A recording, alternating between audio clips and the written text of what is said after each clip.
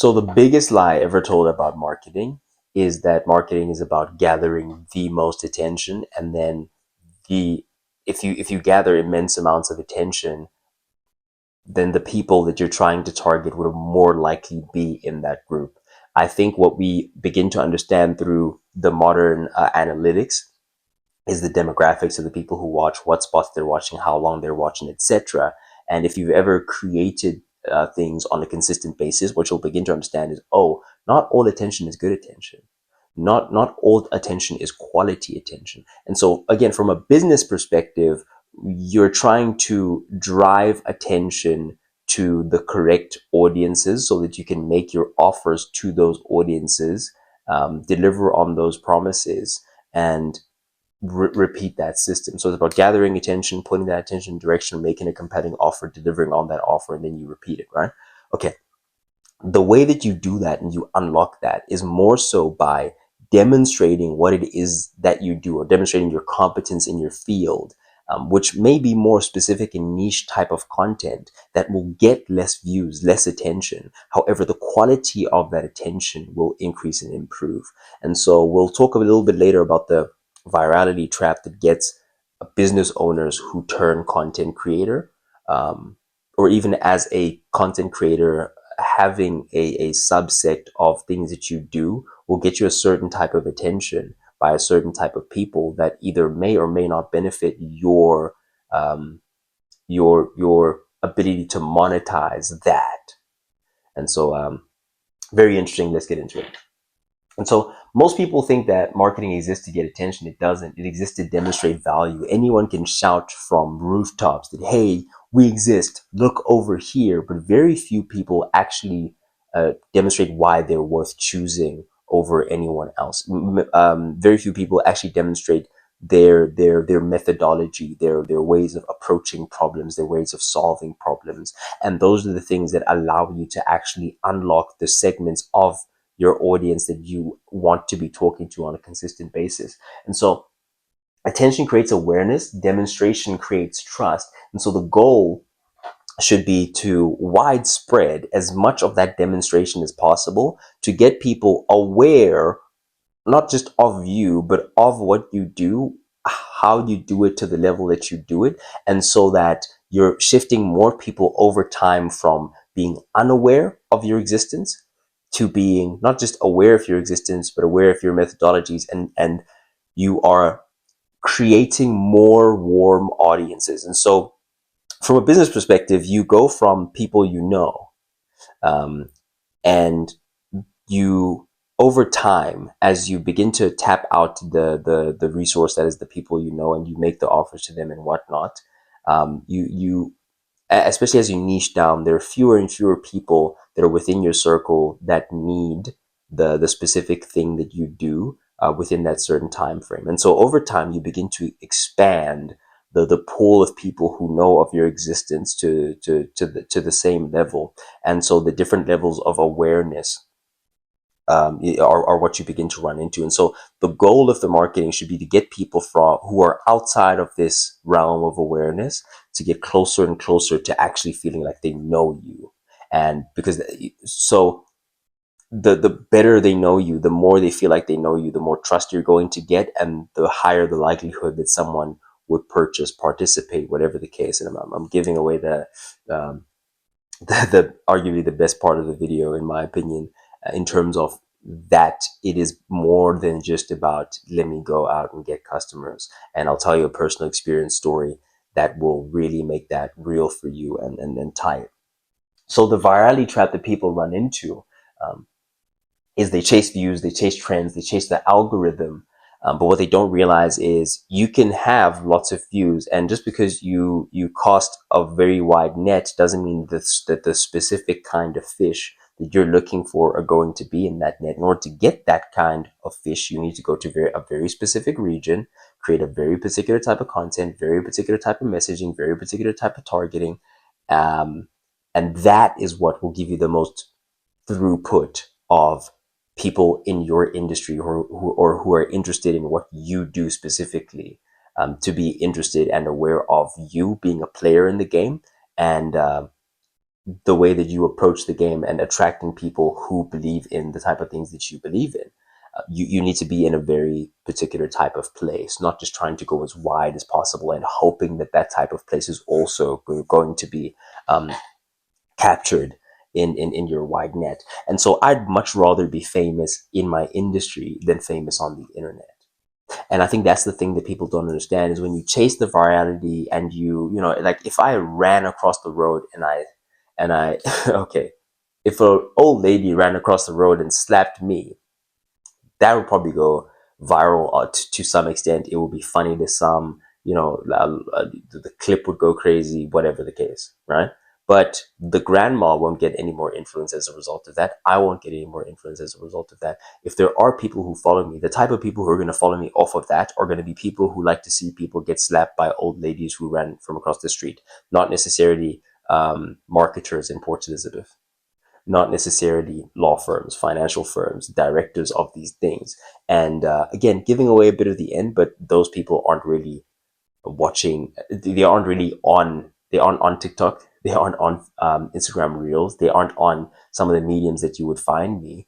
Um, and so, even if they were, they wouldn't be in the market for people running across the street getting slapped, and they wouldn't be looking to get my services purely based off of the fact that I got slapped by an old lady who ran across the street. And so from a business throughput perspective, that chasing that type of content or trying to just be on the latest global trend does absolutely nothing for me in terms of being able to demonstrate and give the proof at scale. And so from a from a throughput perspective, and this is the part that I said is arguably the best part for me because I think you may find it interesting, and I wouldn't have guessed it, and so hopefully it provides value to you as well. For me, I don't think I've made a single sale based off of the content. In fact, I think there are situations where people moved away as soon as I mentioned even that I did really well in content or that I do certain numbers or whatever the case. They're like, get away from me with that. I don't care what you do for yourself. What can you do for me? Which is it's so funny. It's so funny. But I'll tell you what it has done. So it hasn't netted customers. Like realistically, especially dealing with these bigger firms, they aren't really concerned and they aren't there. Like my ideal customer reads newspapers. They don't watch TikTok. However, do you know who does watch TikTok? Employees, vendors, partners, potential investors. Those people are the people that I tend to find more so through the content. Like for example, if I were on the market looking for certain professionals in certain spaces, if I were looking for an accountant, you know, someone who is around my age who is an accounting major or newly graduated, who's a new person in the field, you know, someone who is a new lawyer who again just came out of law school, someone who again is around my age, they just finished their degree and they're looking to go work somewhere. Because they are aware of me, they're aware of what I do, they're aware of some of the impact that I've had within the industry in the short space that I've been in it. They are the ones who are interested and attracted. And so for me, the marketing has been, or the content has been a superpower in terms of recruiting. I have the easiest time recruiting, honestly. Just hired last week someone to come fill in the HR role. And obviously it's that thing where when you are hiring people of this caliber at this stage, it works for me. It wouldn't work if I were at a later stage within business, but it works for me within the stage that I'm at. I think at that stage, I would also be attracting people who are further along in their careers. But at the stage in my career that I am, I'm attracting exactly who I need to be attracting in order to fill the roles that I do have. You know, I'm not attracting people that are overqualified. It does happen.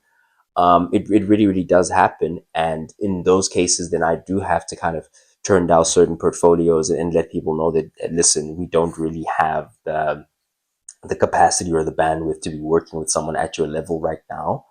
However, in future, whatever.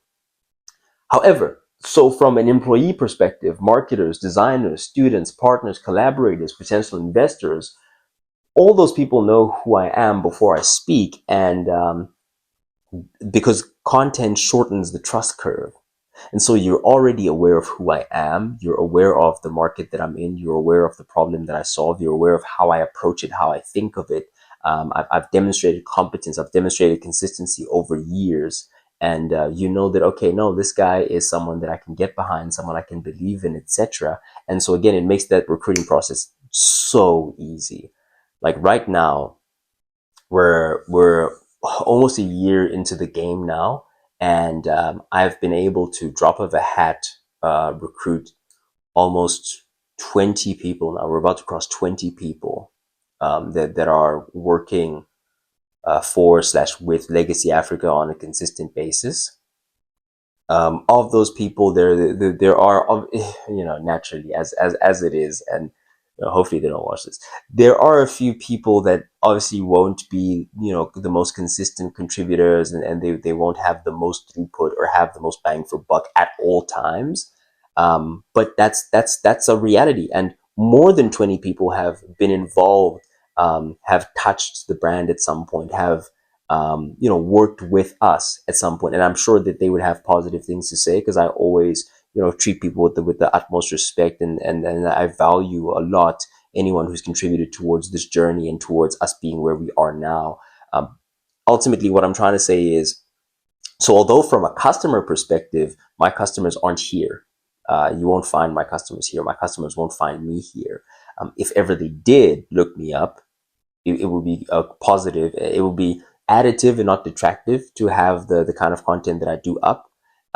But especially from an employer perspective, from an employee perspective, from an investor perspective, from a vendor perspective, in terms of anyone that you really want to gain trust from, um, having the content up there and having it be very specific kinds of content that are additive to your brand.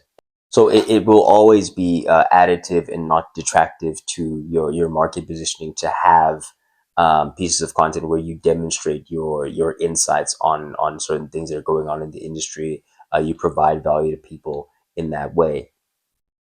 Context, not to say that every single piece of content that I put out there is intended for, positive business outcomes. To be honest with you, it will also be a reflection of the things that consume my mind within the proportions that they consume my mind. So you will see fitness stuff up there, because I am someone who, trains regularly. I take my training seriously. I do really well within that. And so that will be reflected. Some philosophy will be reflected, because I think about things often.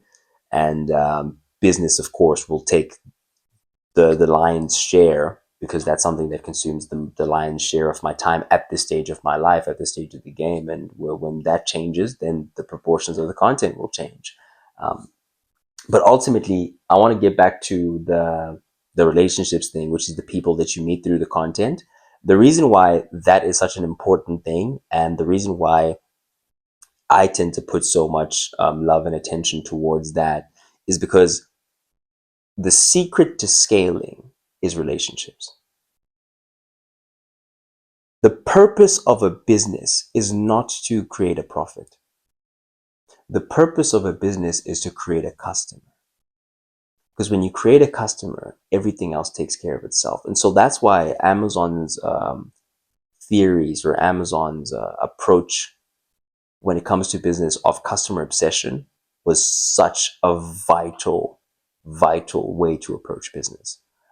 That's why customer obsession is such a fantastic thing, because when you create that customer, you create that fantastic experience, everything else flows from that and stems from that. So your relationships with customers, employees, partners, investors, vendors, referrals, all of that can be expanded massively when you market the correct way, which is, again, we're not screaming for attention. We're demonstrating our ability to create value.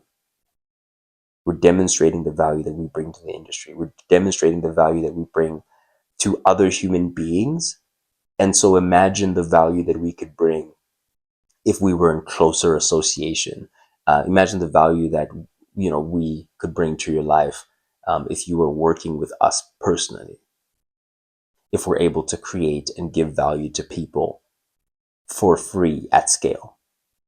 And so marketing simply exists to expand your ability to build those relationships, because the more people know what you do, what you think, and why they should trust you, the more you're going to get in terms of those different things, those different subsets from customers, vendors, investors, and so forth.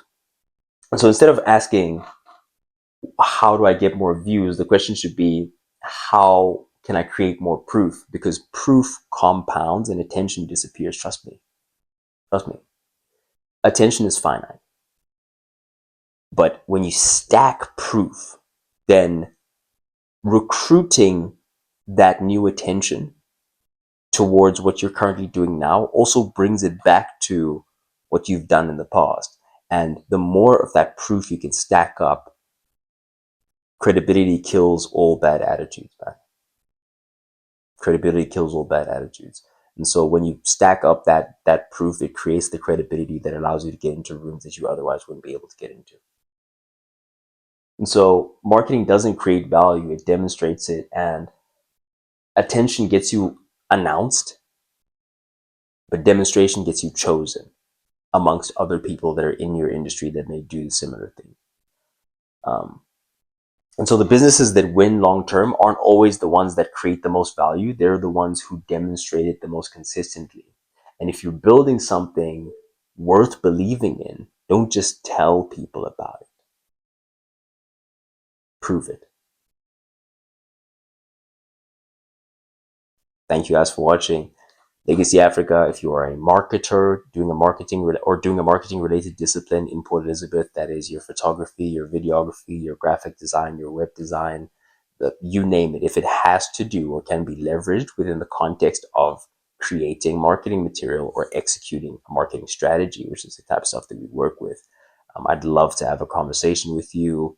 Hit me up. Hit me up in the comment section. DM me Legacy Africa GQ, Legacy Africa _GQ, etc. If you're not a marketer, you're not from Port Elizabeth, but you did in fact enjoy the video, please do hit that subscribe button. Thank you for watching. I have been Sage, standing on business. Signing up.